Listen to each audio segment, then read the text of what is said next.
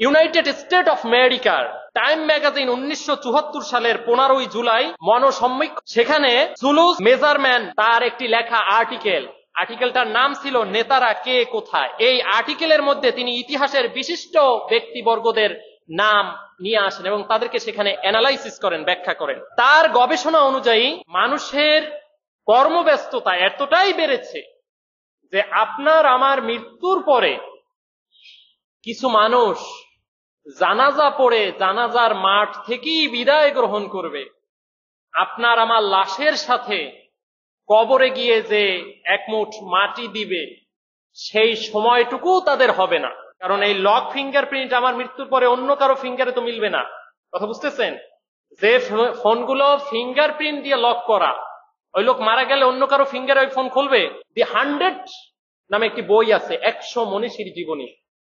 এই 100 মনীষীর জীবনীর মধ্যেও প্রিয় নবী সাল্লাল্লাহু আলাইহি ওয়াসাল্লামের নামটা সর্বপ্রথম নিয়ে আসা হয়। এই কাগজটা A4 সাইজের একটা কাগজ, এখানে প্রায় 4 কালার বা 6 কালারের এই কাগজটা সাজানো আছে, দেখতে পাচ্ছেন না? নানান ডিজাইনে সাজানো আছে। এই কাগজেরই একটা পৃষ্ঠা, অপর পৃষ্ঠাটা দেখবেন যে খুব সাদা মাটা, একবারে সাদা থাকে, এরকম দেখি না কাগজগুলো? এখান থেকে একটা বিষয় আমরা এভাবে বুঝতে পারি যে আমাদের দুনিয়ার এই জীবনটা আমরা নানান কালারে, নানান রঙে আমরা রঙিন করলাম, কিন্তু পরকালের জীবন পৃষ্ঠার অপর পৃষ্ঠায় কিন্তু আরেকটা জিন্দেগি আছে। সেই জিন্দেগির কালারটা আমরা কি করলাম, সেই জিন্দেগিটাকে আমরা কতটুকুন সাজালাম, কিভাবে সাজালাম। আপনার মৃত্যুর পরেও আপনার সন্তান আপনাকে কয়দিন তার সন্তানের সাথে স্মরণ করবে, একটু মাথায় নেন, একটু হিসাবটা মিলান। আপনার আমার মোবাইলের মধ্যে, ফোনের মধ্যে অগণিত শত শত ফোন নাম্বার আছে, কিন্তু কয়টা ফোন নাম্বারের ফোন করে তারপরে আমার আত্মীয় স্বজনের খোঁজ আমরা নেই, সেই সুযোগটুকুও হয় না আমাদের সাংসারিক ব্যস্ততার কারণে। আমরা ছাত্র জীবনে দেখেছি, আমাদের স্টুডেন্ট লাইফে কিছু কিছু বন্ধু বান্ধব এরকম ছিল যে আগামী কালকে থেকে ভালো হয়ে যাব, আগামী শুক্রবার থেকে আর গুনার কাজ করব না, আগামী বৈশাখ থেকে, আগামী জানুয়ারি থেকে, আগামী মহরম থেকে একেবারে আমি এমন দরবেশ আল্লাহওয়ালা হয়ে যাব, আমার মতন দ্বিতীয় আর একজন দরবেশ খুঁজে পাওয়া যাবে না। এই আগামীকাল, আগামী সপ্তাহ, আগামী মাস, আগামী বছর যে কত আগামী আসে আর গত হয়ে যায়, কিন্তু আমার আর ভালো হওয়া হয় না। এই আগামী করতে করতে একদিন আগামী আজরাইল আমাদের সামনে এসে বলবে আসসালামু আলাইকুম। কি বলেন? আজরাইল যদি কারো সামনে আসে আর আমরা যদি বলি যে আমার অ্যাকাউন্ট নাম্বারটা একটু আমার বউরে বইলে দেই, আমার বিকাশের পাসওয়ার্ডটা একটু আমার সন্তানের বইলে দিয়ে আসি, আমার ফোনের ফিঙ্গারপ্রিন্টটা একটু মিলানোর সুযোগ দাও, কারণ এই লক ফিঙ্গারপ্রিন্ট আমার মৃত্যুর পরে অন্য কারো ফিঙ্গারে তো মিলবে না। কথা বুঝতেছেন? যে ফোনগুলো ফিঙ্গারপ্রিন্ট দিয়ে লক করা, ওই লোক মারা গেলে অন্য কারো ফিঙ্গারে ওই ফোন খুলবে না।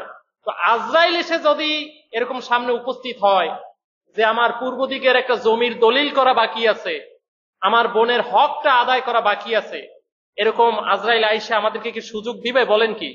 সেই সুযোগ পৃথিবী থেকে কাউকে দেওয়া হয়েছে? কোনো মানুষকে সেই সুযোগ দেওয়া হবে না। মানুষের কর্মব্যস্ততা এতটাই বেড়েছে যে আপনার আমার মৃত্যুর পরে কিছু মানুষ জানাজা পড়ে জানাজার মাঠ থেকেই বিদায় গ্রহণ করবে। আপনার আমার লাশের সাথে কবরে গিয়ে যে একমুঠ মাটি দিবে সেই সময়টুকু তাদের হবে না। অথচ এই বন্ধু, এই পড়শি, এই বান্ধবের সাথে আপনি আমি ঘন্টার পর ঘন্টা দুনিয়ার জীবনে সময় দিয়েছি, তাদের সাথে রাত্র 12টা 1টা পর্যন্ত আমরা আড্ডা দিয়েছি, তার বিপদের সময় রাত্র 2টায় অ্যাম্বুলেন্স করে তারপরে আমি বরিশাল শেরেবাংলা মেডিকেলে গিয়েছি।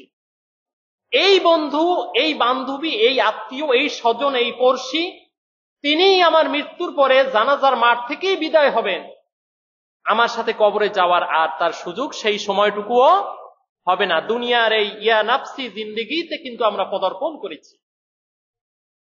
কিয়ামতের মাঠে আপনারা জানেন যে সবাই, নবীরা পর্যন্ত বলবে ইয়া নাফসি ইয়া নাফসি, ঠিক কিনা? আপনি দেখেন দুনিয়ার জীবনে আমরা এমন একটা লাইফ স্টাইলের মধ্যে এসে পৌঁছেছি যে এখনই কিন্তু কার খবর কে রাখে। রাজধানীতে যারা থাকে একই পাশের ফ্ল্যাটে, একই ফ্ল্যাটের মধ্যে থাকে, একই বিল্ডিং এ, একই কম্পার্টমেন্টের মধ্যে থাকে, এক দরজায় বিয়ে আর এক দরজায় লাশ নামাইতেছে। কি এই খবরগুলো অ্যাভেলেবেল কিনা? ঢাকা শহরে অ্যাভেলেবেল। কার খবর কে রাখে? আমাদের যারা আমরা জেলা শহর উপজেলা শহরে লেভেলে যারা গ্রামে বাস করি, আমাদের দেখেন মাঝে মধ্যে ব্যস্ততা এতটাই বেড়ে যায়, সাংসারিক চাহিদা এতটাই বেড়ে যায়, পাশের আত্মীয় স্বজনের খোঁজ নেওয়ার মতো কিন্তু সময় হয় না। আপনার আমার মোবাইলের মধ্যে, ফোনের মধ্যে অগণিত শত শত ফোন নাম্বার আছে, কিন্তু কয়টা ফোন নাম্বারের ফোন করে তারপরে আমার আত্মীয় স্বজনের খোঁজ আমরা নেই, সেই সুযোগটুকুও হয় না আমাদের সাংসারিক ব্যস্ততার কারণে। এই মৃত্যুর পরে আপনার আমার নামটা আর নামটাও কিন্তু সাথে থাকবে না। কি বলেন, মৃত্যুর পরে কি কেউ বলবে যে এই আবু তালহাকে গোসল করাও, আবু তালহাকে কি করো, এই জানাজা পড়াও, আব্দুল্লাহকে কবরে নামাও, আব্দুল্লাহকে কি করো, তার জানাজার নামাজের ব্যবস্থা করো, আব্দুল্লাহর দাফনের ব্যবস্থা করো, আব্দুর রহমানের এইটা করো ওইটা করো, সেইটা কিন্তু বলবে না। বরং বলবে আব্দুল্লাহ, আব্দুর রহমান, আবু তালহা ইত্যাদি ইত্যাদি যারা আছে, বলবে যে লাশ তাড়াতাড়ি গোসল করাও, লাশ তাড়াতাড়ি দাফনের ব্যবস্থা করো, লাশের তাড়াতাড়ি জানাজার ব্যবস্থা করো। তখন আপনার আমার নামটাও কি আর নাম থাকতেছে না। থাকতেছে বলেন? থাকতেছে না। তো এই দুনিয়ার জীবনীতে আমরা সামান্য সাধারণ এই জীবনে থাকার জন্য আমরা কত ধরনের বাহানা, কত ধরনের চিন্তা ফিকির আমরা মত্ত থাকি। মনে করেন এই কাগজটা A4 সাইজের একটা কাগজ, এখানে প্রায় 4 কালার বা 6 কালারের এই কাগজটা সাজানো আছে, দেখতে পাচ্ছেন না? নানান ডিজাইনে সাজানো আছে। এই কাগজেরই একটা পৃষ্ঠা, অপর পৃষ্ঠাটা দেখবেন যে খুব সাদা মাটা, একবারে সাদা থাকে, এরকম দেখি না কাগজগুলো?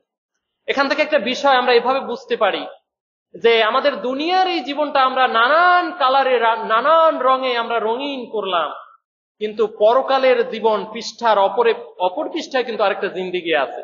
সেই জিন্দিগির কালারটা আমরা কি করলাম, সেই জিন্দিগিটাকে আমরা কতটুকুন সাজালাম, কিভাবে সাজালাম, আমি আমার প্রতিবেশীর হক, আমার স্ত্রীর হক, আমার সন্তানের হক আমরা কতটুকুন আদায় করলাম।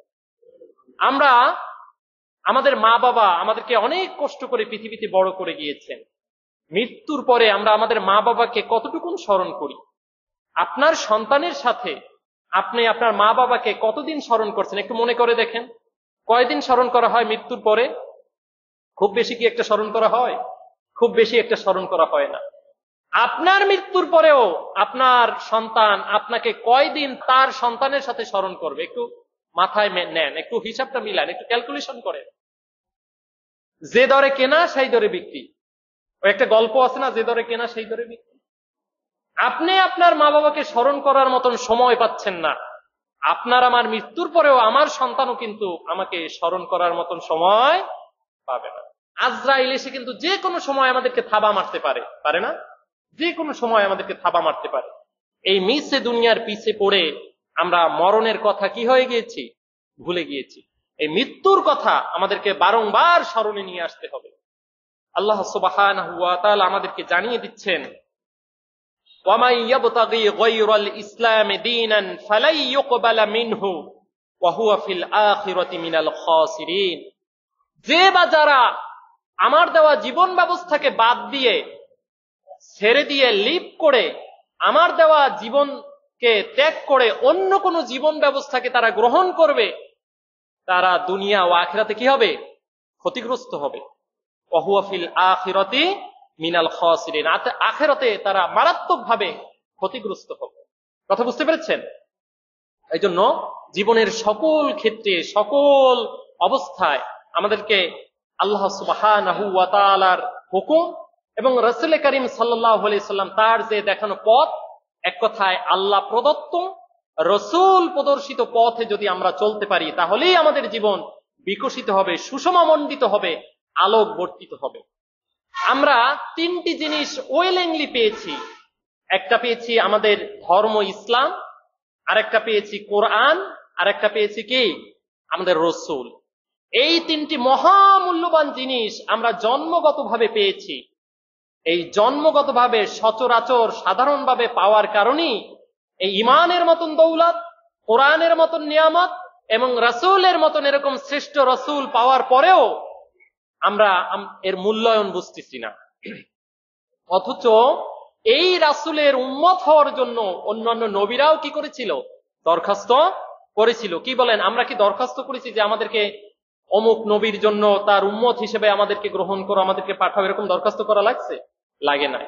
তো আমরা কোন রকম দরখাস্ত ছাড়া পেয়েছি, যার কারণে আমরা ওইভাবে মূল্যায়ন করতেছি না। ইউনাইটেড স্টেট অফ আমেরিকার টাইম ম্যাগাজিন 1974 সালের 15 জুলাই মনোসম্মীক্ষণ, সেখানে জুলুস মেজারম্যান তার একটি লেখা আর্টিকেলটার নাম ছিল নেতারা কে কোথায়। এই আর্টিকেলের মধ্যে তিনি ইতিহাসের বিশিষ্ট ব্যক্তিবর্গদের নাম নিয়ে আসেন এবং তাদেরকে সেখানে অ্যানালাইসিস করেন, ব্যাখ্যা করেন। তার গবেষণা অনুযায়ী যে রসুল করিম সাল্লাল্লাহু আলাইহি ওয়াসাল্লাম তিনি ছিলেন সর্বকালের সর্বযুগের একজন শ্রেষ্ঠ নেতা।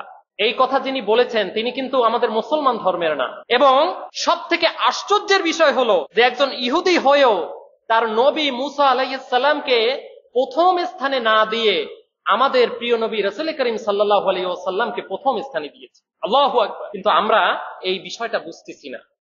অন্য সম্প্রদায়, অন্য ধর্মাবলম্বীর লোকেরা গবেষণা করে চিন্তা করে দেখতেছেন, দি 100 নামে একটি বই আছে, 100 মনীষীর জীবনী। এই 100 মনীষীর জীবনীর মধ্যেও প্রিয় নবী সাল্লাল্লাহু আলাইহি ওয়াসাল্লামের নামটা সর্বপ্রথম নিয়ে আসা হয়েছে। এই বইটাও যিনি লিখেছেন তিনিও কিন্তু কোনো মুসলমান না। তো বিধর্মী, অমুসলিম, ভিন্ন সম্প্রদায়ের মানুষ হয়েও আমাদের প্রিয় নবী সাল্লাল্লাহু আলাইহি ওয়াসাল্লামের মান মর্যাদা তারা বুঝেছেন। কিন্তু আমরা এই রসুলের উম্মত হয়েও তার মান মর্যাদা এবং তিনি যে আইডিওলজি, যে আদর্শ আমাদের মাঝে রেখে গিয়েছেন, কিভাবে লাইফ লিড করতে হবে, জীবন ধারণ করতে হবে, সেই আদর্শ আমরা আমাদের বাস্তব জীবনে মানতেছি। আল্লাহ সুবহানাহু ওয়া তাআলা রাসূল করিম সাল্লাল্লাহু আলাইহি ওয়াসাল্লামের দেখানো পথ এবং মত অনুযায়ী আমাদের জীবনকে চলার তৌফিক দান করুক। আমরা বলি আমিন।